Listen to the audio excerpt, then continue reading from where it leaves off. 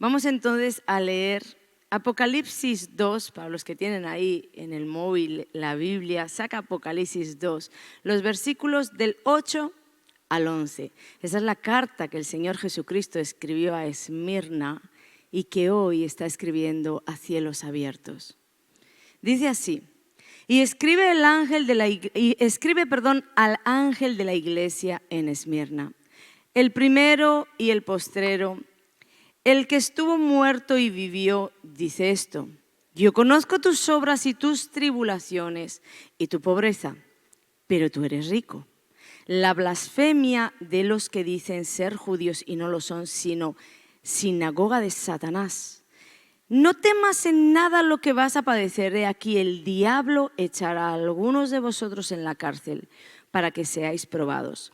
Y tendréis tribulación por 10 días. Sé fiel hasta la muerte y yo te daré la corona de la vida. El que tiene oído termina diciendo: oiga lo que el Espíritu dice a las iglesias. Claro, él estaba escribiendo varias cartas, esta es una de ellas. Dice: el que venciere no sufrirá daño de la segunda muerte. Esto está en Apocalipsis y creo que es una carta bien conocida, ¿verdad? O estas cartas que escribió el Señor. Pero en concreto esta, la que Dios nos está escribiendo hoy, es una carta que te hace ver que no todo en la vida del cristiano es vivir en gloria o en victoria. No todo es color de rosas. Es más, para llegar a la gloria uno muchas veces pasa por la ceniza. Y para llegar a la victoria, ¿cuántas veces nosotros predicamos y decimos y enseñamos que no hay victoria sin batalla?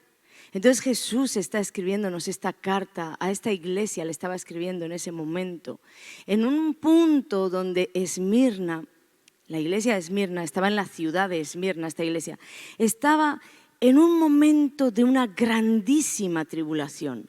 Porque esta iglesia estaba perseguida, menospreciada. Esta iglesia era una iglesia que era como el blanco de Satanás en ese momento.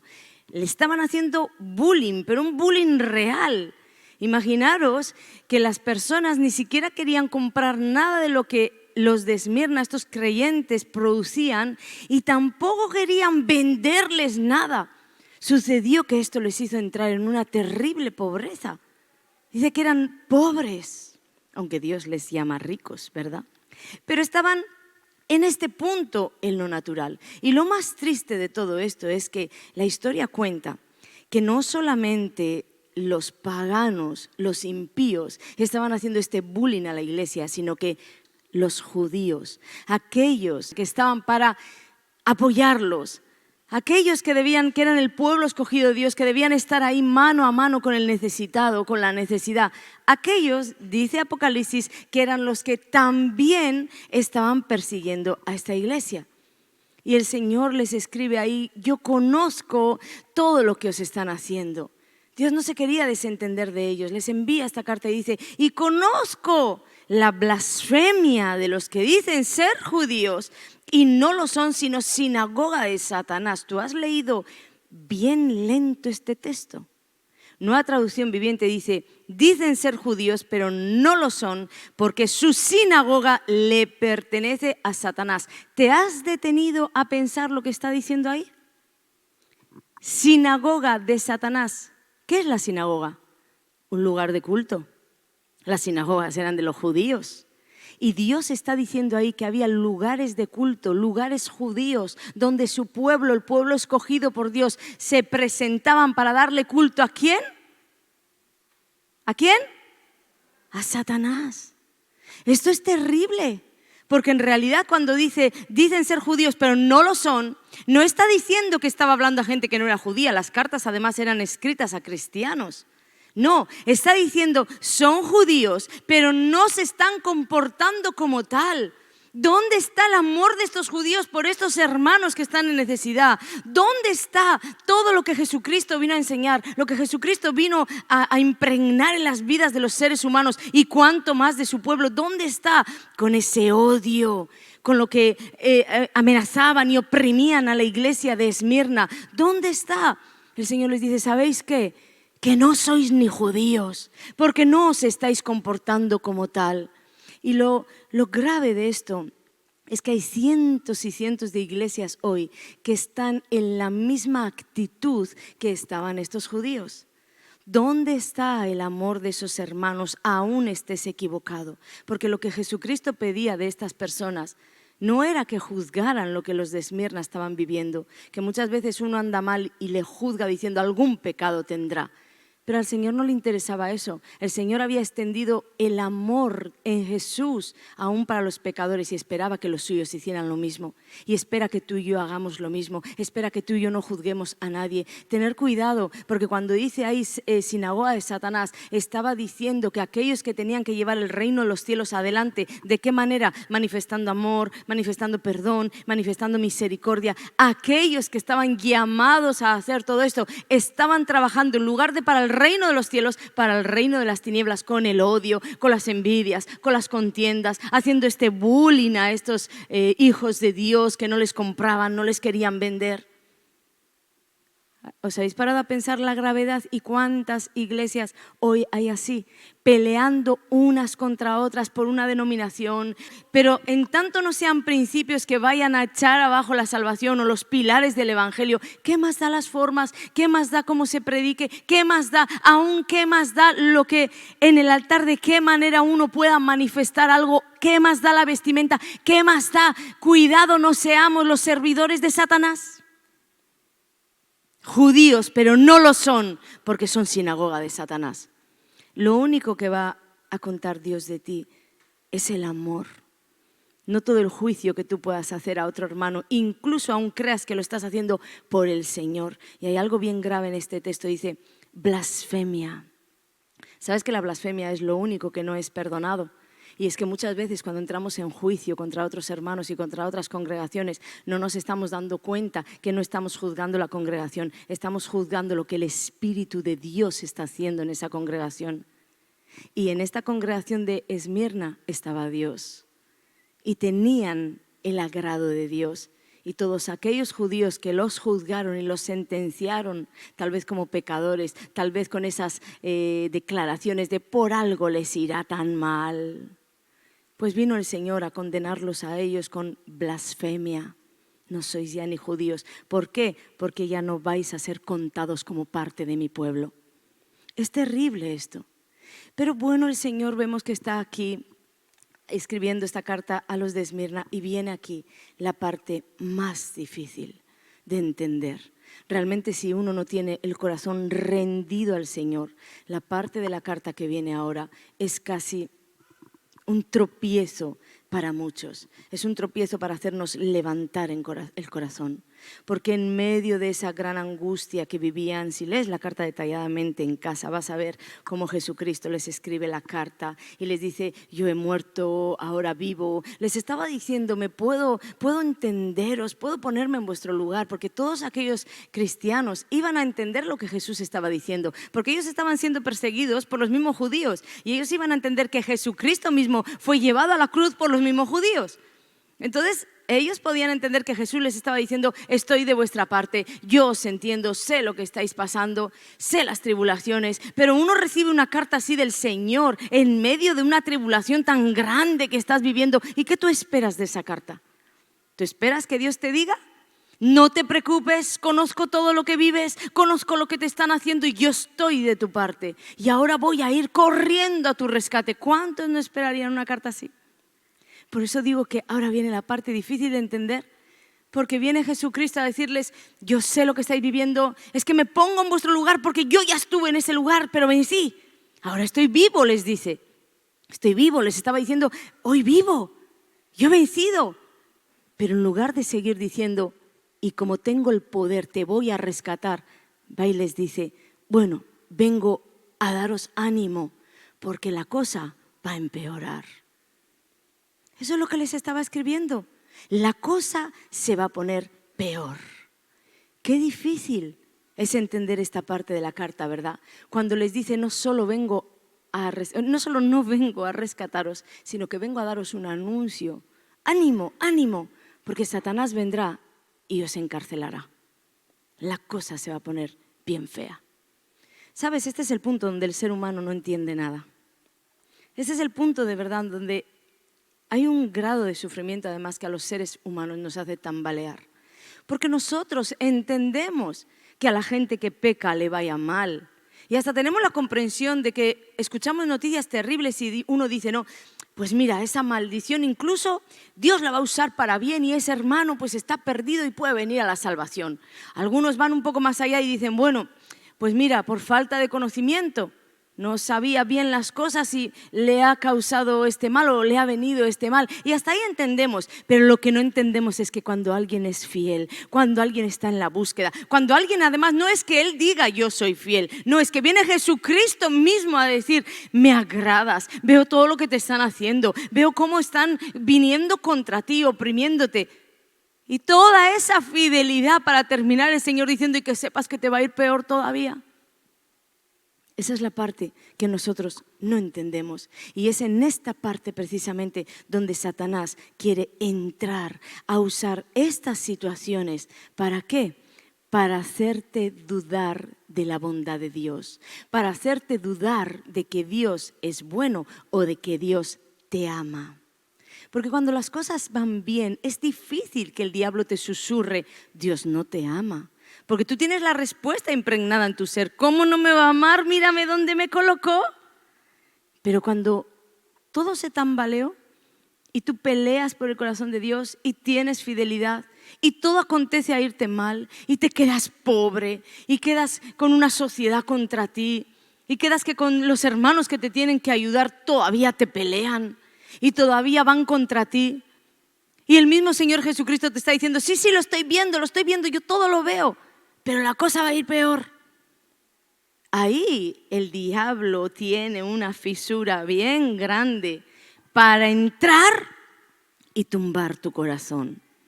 Mira, yo ayer me enteré, la verdad que he tenido 3 noticias terribles que han sido como esos pilares que se han movido en todo mi ser y Satanás quería entrar a destruir.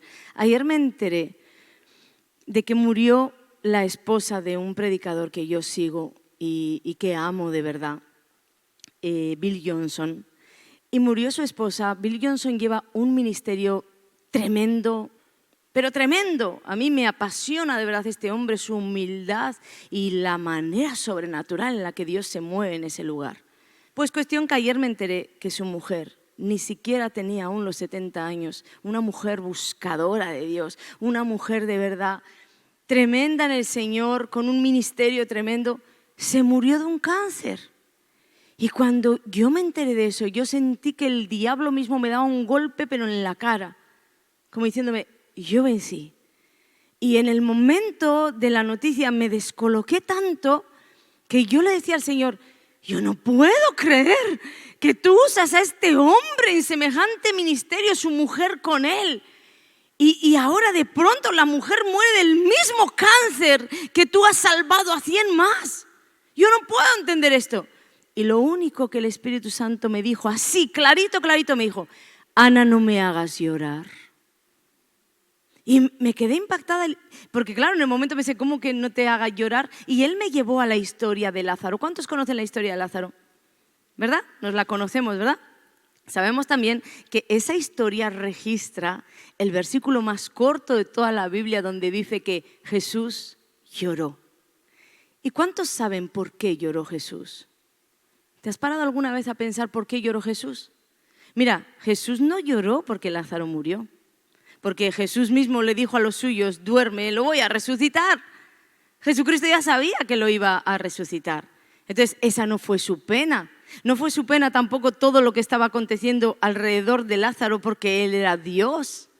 Otros predican, bueno, mucha gente dice, pues su humanidad, tal vez su humanidad. Sabemos que Dios es 100% Dios, pero también es 100% hombre. Entonces, en su humanidad, pues lloró. Sí, puede ser que llorara por su humanidad, pero realmente yo sé en mi espíritu que Jesús no lloró solo por la humanidad de ver todo aquel duelo. No, Jesús lloró por ver a aquellos que tenían que confiar, llorar y lamentar.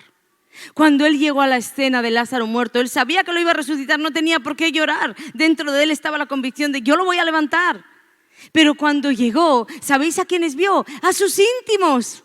llorando, lamentando, haciéndole reclamos. ¿Dónde estabas?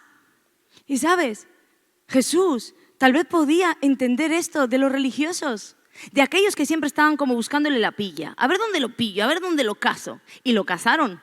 Porque podían decir, ¿dónde estabas tú, Jesús? Salvando a todo el mundo menos salvando a tu amigo. A tu amigo amado. Mira, esto también me enseñó que Jesucristo tenía amigos más allá de sus 12. Tenía amigos de ministerio y tenía amigos fuera del ministerio. Porque la Biblia dice que Lázaro, María y Marta eran amigos de Jesús y compartían y cenaban juntos y caminaban juntos. Y tú sabes lo que es llegar Jesús a la escena y que esa gente que le ha visto hacer cosas gloriosas, que han estado ahí en conversaciones donde yo me imagino como yo con la gente que tengo cerca, que nos contamos los milagros, mira lo que sucedió, Dios hizo esto, Dios sanó a aquel, Dios liberó al otro y nos gozamos. Y uno abre el corazón y luego lo que no espera es que esa gente que tiene que creer en ti, en este caso en Dios, no en mí, en Dios, esa gente que tenía que creer en Jesús, le dieran rápidamente la espalda para hacerle reclamos de dónde estabas. Jesús lloró, pero Jesús lloró por ver que quien estaba o quien tenía que estar cerca le daba la espalda.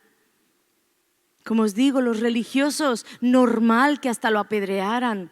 ¿Dónde estabas? Ahí se te murió el amigo.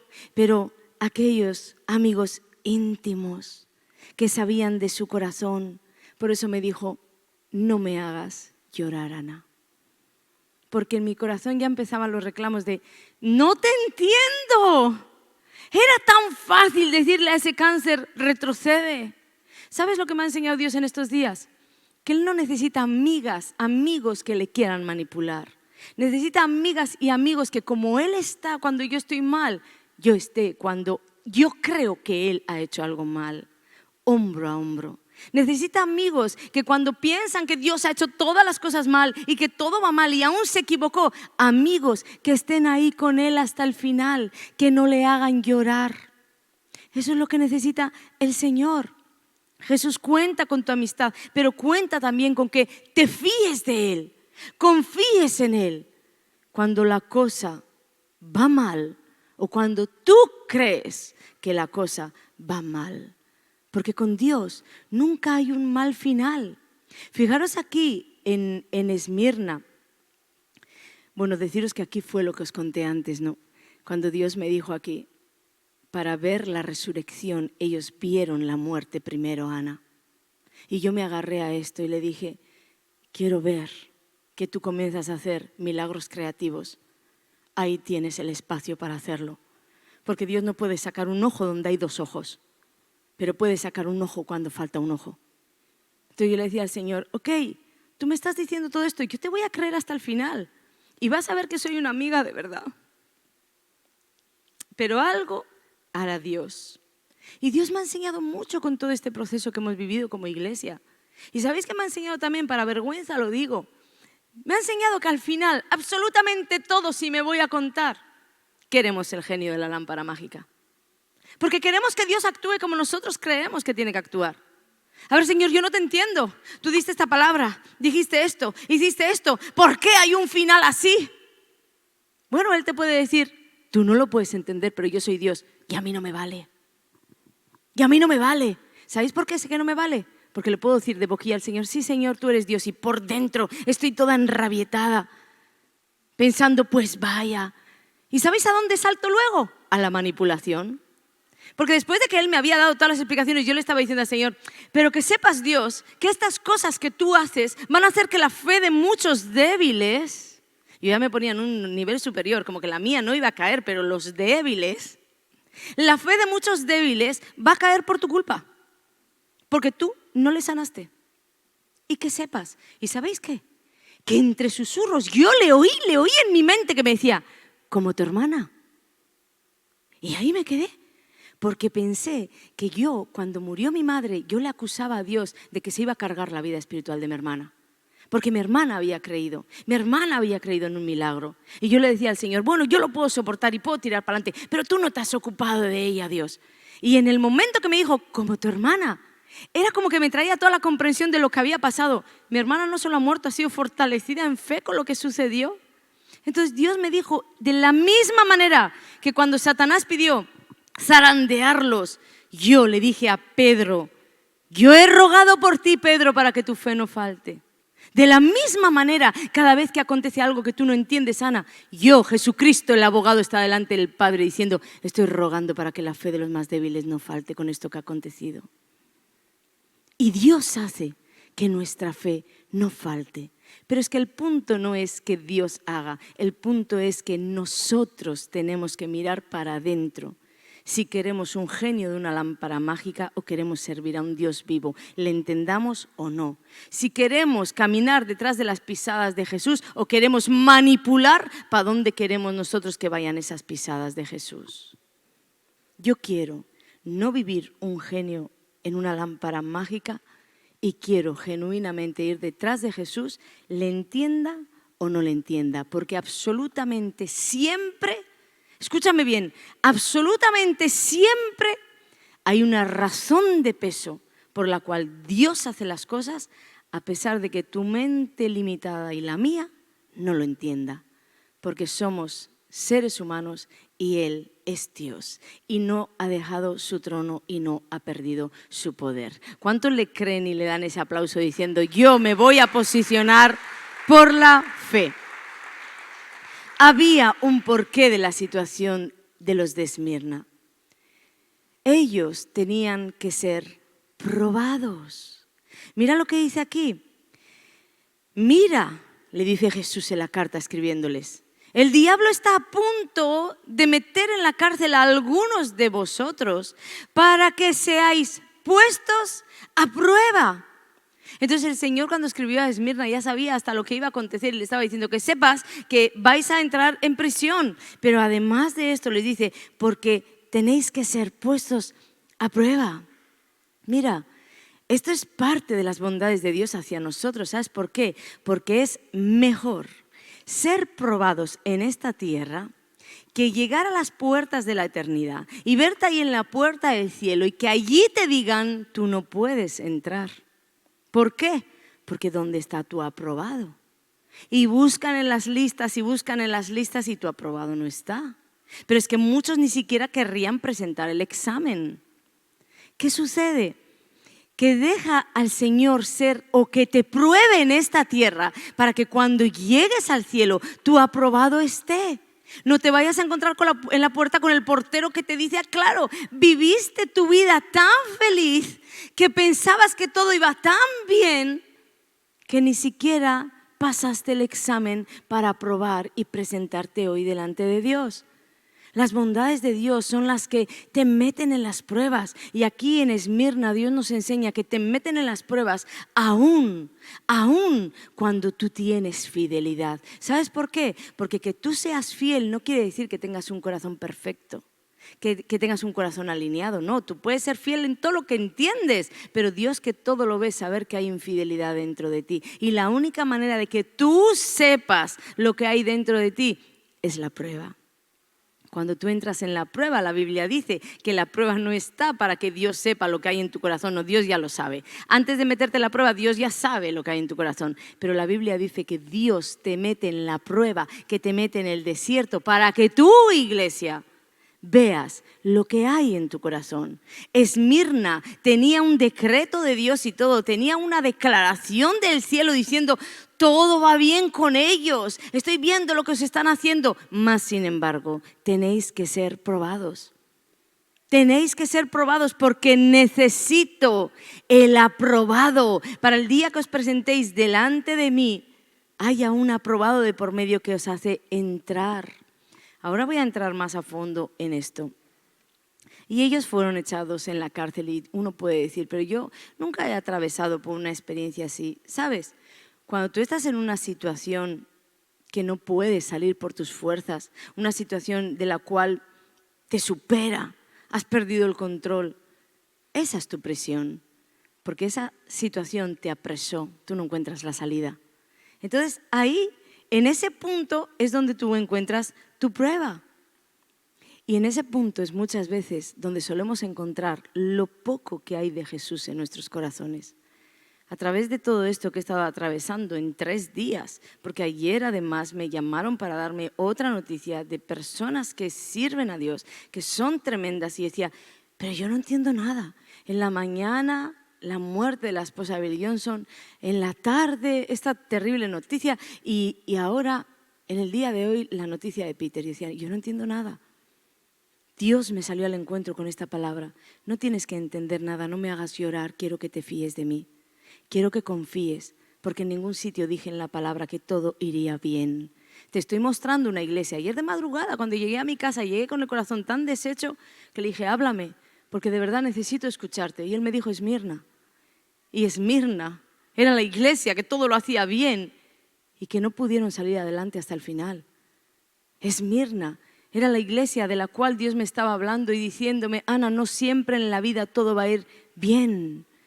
Y yo uso estas cosas para que puedas ver tu corazón. Entonces deja que Dios te pruebe y fíjate de Él. Porque fíjate lo que viene diciéndoles después. Les dice, tendréis tribulación por 10 días. Sé fiel hasta la muerte y yo te daré la corona de vida. Primero, Dios les anima diciéndole 10 días. Hay otros textos en la Biblia que enseñan que 10 días era un espacio de tiempo que no era ni corto ni largo. Quiere decir, es un tiempo cerrado, un periodo de tiempo. Dios les estaba diciendo, esta prueba tiene fecha de caducidad. Las pruebas, todas las pruebas nuestras tienen fecha de caducidad. Y uno me puede decir, bueno, pastora, y el que murió en la prueba, bueno, tuvo fecha de caducidad, el día de su muerte fue su caducidad. Porque ¿qué es? La vida como un suspiro en esta tierra, como neblina que aparecemos y desaparecemos. Ninguno sabe ni siquiera dónde está nuestro final. Mira cuánta gente ha muerto con este COVID. 2 años antes pensaban tal vez que iban a vivir 80, 90 y con 20 y pico años la gente se ha ido a la tumba. Nadie sabe dónde está el final. Entonces, ocúpate solo de llegar al final aprobado en medio de la prueba, porque tu prueba tiene fecha de caducidad. ¿Y qué es? ¿Qué es esta vida comparado con toda una eternidad? Ojo aquí, ojo aquí, ojo aquí. Atiende esto bien. Estoy hablando de pruebas, no de pecados.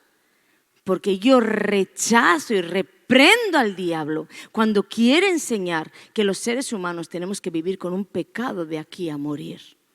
No. Esos cristianos que enseñan diciendo, bueno, y si no cambia, ¿saben lo que están diciendo? Que el sacrificio de Jesucristo está invalidado, que no tiene poder.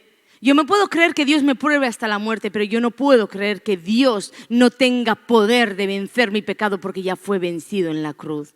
Eso no, hermanos, amén. La prueba sí, el pecado no. Personas que me llegan a decir, tengo una desviación sexual y yo no quiero, yo sé dónde empezó y yo quiero salir de aquí. Y me entero que hay otras personas que les dicen, bueno, tal vez de por vida no puedes salir. Me niego a creer que Jesucristo no tiene poder. Porque la Biblia dice que Él no ha perdido su poder. Y la Biblia afirma y establece que el Hijo de Dios tiene que vivir en santidad. Sed santos. No dice sed sanos. Dice sed santos como yo soy santo. Entonces me niego a creer todo esto y tú no lo vas a abrazar nunca en el corazón. Amén. Porque esto nos haría restar en todo el poder que Dios quiere hacer fluir a través de ti, de mí y a través de esta iglesia para una nueva generación. Y esto está muy metido en las iglesias, muy metido. Hay ciertos tipos de pecados que parece que como cuestan más o no sé qué categorías y etiquetas les ponen, no me importa, pecado es pecado. Y Dios nos ministró, no me digas que no puedo. ¿Amén? No le decimos que no puede. Amén. Bueno, entonces, aclarando esto, el Señor sigue diciéndoles, si eres fiel, no les dice, sé fiel hasta la muerte y yo te daré la corona de vida. Sé fiel hasta la muerte quiere decir que a mitad de camino puedes dejar de ser infiel. ¿Cuántos han entendido esto? Sé fiel hasta la muerte. Cuando Dios te dice, sé fiel hasta la muerte, ¿a quién estaba escribiendo el Señor? A los cristianos. No estaba escribiendo a paganos, estaba escribiendo a sus hijos y a sus hijos les dice, sé fiel hasta la muerte. Cuando Dios marca un camino es porque hay otro que se puede tomar. Sé fiel hasta la muerte. Y ahí, con la condición de que tu fidelidad llegue hasta morir, entonces ahí es que yo te voy a dar la corona de la vida. Hay una condición. Este y muchos otros textos como este nos hacen entender que la salvación se puede perder. Si no se podría perder, Jesucristo nunca les hubiera dicho, sé fiel hasta la muerte, mantente fiel. Luego hay un texto todavía más tremendo que les habla a ellos. Entonces tampoco permitas que te desvíen con ese pensamiento de que la salvación no se pierde. Se pierde porque Dios pone condición. Y si hay una condición es que tú puedes tomar otro camino. Amén. Y ya acercándose al final les dice algo también súper importante que Jesús repite y repite en las cartas que les escribe. Les dice, el que tiene oído, oiga lo que el Espíritu dice a la iglesia. Bueno, ¿cuántos aquí tienen oído? Todos tenemos oído, porque el Señor les tenía que decir, el que tenga oído, oiga lo que el Espíritu dice a la iglesia. ¿Sabéis por qué? Porque aquí mismo en esta congregación hay personas que están escuchando lo que hablo, mis palabras, pero no están escuchando al Espíritu. No están escuchando lo que el Espíritu les está diciendo. Ni aun cuando leo la Biblia, que es palabra de Dios, no pueden escuchar lo que el Espíritu está diciendo. Porque tienen un oído de sospecha. ¿Será que eso dónde estaba escrito? Yo no creo que eso sea así. Tienen un oído de juicio. Juzgan absolutamente todo lo que dice la Biblia y lo que les gusta les vale y lo que no les gusta no les vale. Tienen un oído de incredulidad. Bueno, yo no creo que esas cosas sean así. Tienen un oído, pues ahí ponle en donde tú vayas a caer. Tienen un oído de altivez. ¿Qué me va a enseñar ella a mí? ¿Qué me va a enseñar el otro a mí? ¿Y sabéis qué sucede? Que al Espíritu Santo no se le escucha con ninguno de estos oídos. Al Espíritu Santo uno solo le puede escuchar con un oído de fe, con un oído quebrantado, con un oído humillado delante de Él para decirle, ¿qué es lo que me quieres hablar? ¿Tengo fe? Entonces lo que muchas veces tenemos que hacer como congregación es circuncidar nuestro oído, darle muerte a todo lo que se nos ha metido ahí de sospecha, de altivez, de juicio, de no sé, de incredulidad, que quiere ponerle como freno a la voz del Espíritu. Y lo último que les dice es, el que venciere, ¿quién? El que venciere quiere decir que hay un perdedor, ¿no? ¿Qué dice esto entonces? Que hay otra vez una condición de todo el grupo al que estoy escribiendo esta carta. Esmirna, escucharme, sé todo lo que estáis pasando, ¿vale? Yo sé todo lo que estáis viviendo. Y de todos vosotros, el que venciere, con lo que quiere decir que habrá gente que no llegue al final. El que venciere, dice, el que venciere no sufrirá daño de la segunda muerte. Para mí, más claro, imposible. Porque la primera muerte es la muerte física, de la cual ninguno de nosotros puede escapar. Ahí sí que no hay donde tú te puedas agarrar. Vas a morir y yo voy a morir. Pero la segunda muerte está hablando de una muerte espiritual que sí uno puede escapar. Tú puedes escapar de las garras de Satanás. Tú puedes escapar de una perdición eterna. Tú puedes escapar del castigo que trae la segunda muerte. ¿Cómo? Venciendo en esta vida, aprobando en esta vida, manteniéndote fiel en esta vida. Así tienes un sacrificio de Cristo que te permite caminar la carrera de la vida, pero ese sacrificio no te dice que tú vas a terminar en la victoria. No. Si te mantienes en su camino, vas a terminar en la victoria. Si eres fiel, si vences los obstáculos que Satanás te va a lanzar, entonces sí dice, no sufrirás daño de la segunda muerte. Lo más horrible que le puede suceder a un ser humano, mira, por eso te digo, no te agarres a nada temporal. No te agarres a nada de lo que te está aconteciendo aquí. No permitas que el infierno con las cosas malas que nos suceden aquí te voltee el corazón. Porque lo más terrible que le puede suceder a un ser humano, ni siquiera es que Dios nunca te conteste o pienses que Dios te ha fallado. No, lo más horrible es que tú mueras y esa segunda muerte te atrape y no te permita entrar en la presencia de Dios. ¿Sabes por qué? porque no hay una aniquilación. No es que uno va a morir y va a dejar de existir. No es que uno va a morir y va a desaparecer. No es que uno va a morir y se le van a terminar sus sufrimientos. No, es que uno va a morir. Y si esa segunda muerte te atrapa fuera de Dios, vas a vivir toda una eternidad en tormentos y en torturas. ¿Qué hay peor que eso? Entonces, sé fiel, porque al que venciere, voy a pedir por favor los adoradores, al que venciere es que Dios le va a dar la corona de la vida y le promete esa segunda muerte no te va a poder hacer daño. Mira, Jesús en ningún momento garantizó que todas las cosas le fueran a ir bien a Esmirna. Es más, les escribió para animarles, la cosa va a empeorar.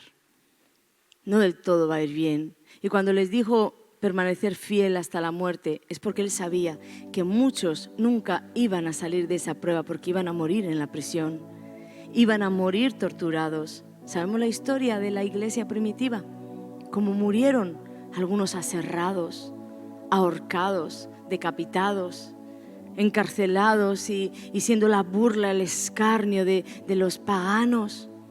Sabemos de su historia. Y aún en medio de eso Dios diciendo, yo sé todo lo que os está aconteciendo. Entonces Él nunca les garantizó algo que no iba a cumplir. Solo les dijo, ánimo, ánimo, que hay una eternidad en mí. Ánimo, que todo lo que estáis viviendo es temporal. Ánimo, aunque no me entendáis un día, todo lo entenderéis. Ánimo, sigue adelante. Entonces de la misma manera que Él escribió esto a Esmirna, hoy te lo está escribiendo a ti. No te puedo asegurar que toda tu vida va a ser coser y cantar, porque para llegar a la victoria hace falta la batalla, pero muchos en medio de la batalla mueren y es el día en el que alcanzaron la victoria, porque allí no hay enfermedad, porque ahí ya no hay opresión, porque ahí hay libertad. Pero para los ojos de los que nos quedamos aquí es como una muerte, una desesperanza. ¿Qué sucedió, Señor? Es la causa por la cual Satanás te puede atrapar.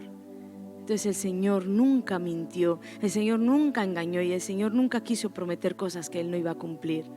Solo te dijo, tengo para ti que la segunda muerte no te podrá tocar y estarás para siempre conmigo si permaneces hasta el final. Y mirar qué cosa tan tremenda descubrí aquí, que a la primera iglesia a la que Jesucristo escribió fue a Éfeso. Y Éfeso era una iglesia que lo tenía todo. Mas sin embargo, teniéndolo todo, Jesús les dijo, habéis dejado vuestro primer amor. Y Esmirna, la segunda carta dirigida a Esmirna, una iglesia sufrida, que no tenía nada más que la pobreza que tenían, el escarnio, el oprobio de todos los suyos. Y es una iglesia que se cuenta en la historia de la Biblia como que la que permaneció fiel hasta el final, la que permaneció fiel al Señor. Viste que se puede. Muchas veces lo que se tiene es estorbo incluso para nuestro caminar. Y muchas veces lo que no se tiene es lo que Dios usa para hacerte llegar fiel hasta el final. Claro que con una mentalidad europea y con todo lo que vivimos es tan difícil entender todas estas cosas porque todos queremos abundancia, sobreabundancia y que todas las cosas nos vayan bien. Y qué lejos estamos de aquella primera iglesia primitiva donde muchos de ellos no tenían nada. Pero aún en medio de todo lo que vives hoy, tú también puedes presentarte delante del Señor y decirle, prefiero ser Esmirna que ser alguien al que tú rechazas y en la muerte final, en la segunda muerte, tengo las puertas cerradas y no puedo entrar. Yo quiero vivir así. Yo quiero vivir diciéndole al Señor, no te voy a hacer llorar. No te voy a hacer llorar porque tú no vas a llegar nunca al escenario de mi vida y vas a encontrar una Ana que decía que quería ser tu amiga y de pronto está despotricando contra ti y haciéndote reclamos. Pero mira lo que hiciste, pero ¿por qué hiciste esto? ¿Por qué hiciste aquello? Probablemente el Señor me lo va a tener que repetir 20 veces más, porque uno hasta que se embriaga de la enseñanza, volvemos a fallar. Pero quiero tener un estilo de vida donde que ya de una, pase lo que pase, Dios no me encuentre haciendo reproches. ¿Cuántos quieren algo así? Y no tengas temor Sabes, hoy el Señor me hablaba de esto, de que muchas personas tienen temor a decirle al Señor, yo quiero todo esto, porque piensan que entonces va a venir una prueba sobre ellos, una tribulación, y que van a sufrir. El Señor me decía, diles que esas pruebas van a venir igual. Esas pruebas van a venir igual. Lo que pasa que es mejor que cuando vengan tú te encuentres agarrado de la mano de Dios, como cuando Jesús escribió a Esmirna para decirle, quiero que sepas que no te abandoné. Porque esa carta le estaba diciendo a Esmirna, yo quiero que tú sepas que yo no te abandoné. Por eso te estoy escribiendo a ti. Porque muchas veces cuando las cosas nos van mal, lo primero que pensamos es, Dios me dejó. ¿Dónde está Dios? Entonces, dale la mano a Jesús. ¿Cuántos van a venir a darle la mano a Jesús? Yo quisiera hacer un llamado hoy. Si le has dado oído al Espíritu, si has escuchado lo que el Espíritu ha hablado, si has estado ahí sentado escuchando lo que el Espíritu ha hablado, no con sospecha, con juicio, con desconfianza, sino con un oído de fe, y le quieres decir al Señor, mira, pase lo que pase en mi vida, entienda o no, acontezca o no lo que hay en mis expectativas y en mi corazón, yo una cosa sé, que quiero ir de tu mano y que encuentres en mí un amigo, una amiga que no te hace llorar, que no te hace llorar. ¿Tú quieres decirle eso? Entonces ven aquí al frente mientras ministramos esta adoración. Tú vas a sentir que la mano del Señor se acerca a ti y te la da, y te la da. Y muchos tal vez lo van a poder ver, otros lo van a poder sentir. Pero una cosa sé, que la impartición va a ir en el Espíritu y vas a salir de este lugar con la mano de Jesús sobre ti. Ahí en las naciones donde nos están viendo, yo le pido al Señor ahora que ahí en la habitación donde estás, en el lugar en el que te encuentras, tal vez en un hospital, en una cama, en el trabajo, en el tranvía. Hay personas que están ahora mismo así en el transporte. Mientras estás escuchando esto, estás llegando a tu casa. A ti Jesús, en medio de ese correr de la vida, te quiere dar la mano. Acércate a Él y dile, quiero ser alguien que no hace llorar a Jesús, que te da la mano y camina confiado, confiado. Cuando ande en valle de sombra y de muerte, confiado de que llegaré al final, confiado de que la vida va de mi mano, confiado de que no hay necesidad de lamentar y lamentar, porque tú, Jehová, estás conmigo. Quiero darte una palabra que la guardé hasta el final. ¿Sabes?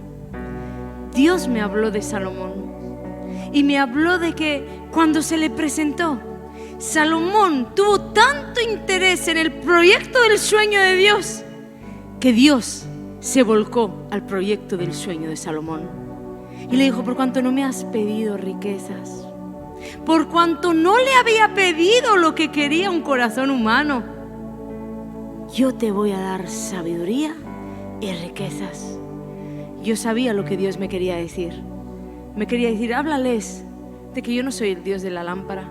Háblales de que no siempre hago lo que dicen. Háblales de que no quiero que me manipulen. Háblales.